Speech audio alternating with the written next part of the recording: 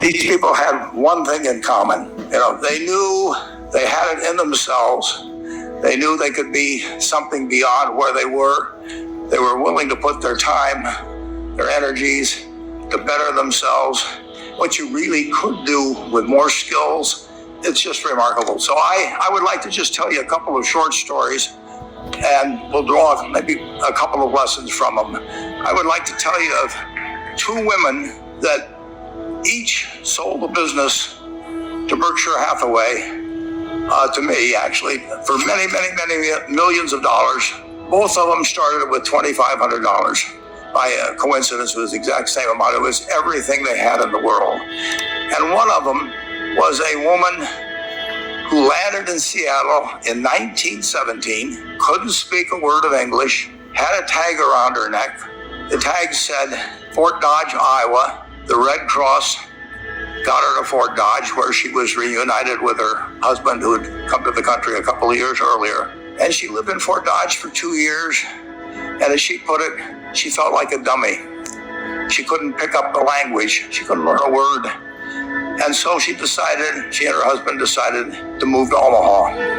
So they came to Omaha in 1919. And there she found a small colony of Russian Jews, so she started feeling more at home. And then as her oldest daughter went to school, she would come home, this daughter, Frances, and she would teach her mother the words she'd learned in school that day.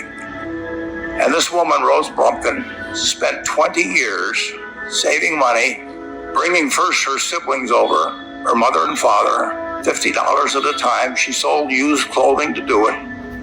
She had 4 children during this period. And by 1937, after 20 years, she'd saved $2,500. She went to Chicago and she bought what she could of furniture. Her dream had always been to open a furniture store.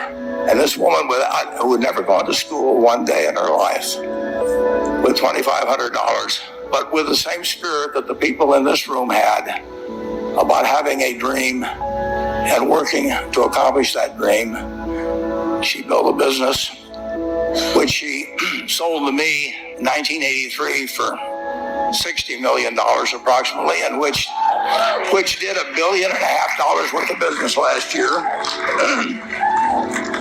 The 4th generation is working in that business. This woman, Rose Blumpkin, she worked for me until she was 103. And then she retired and she died the next year, which is a lesson to all of Berkshire's managers that premature retirement, you can't tell what's going to happen.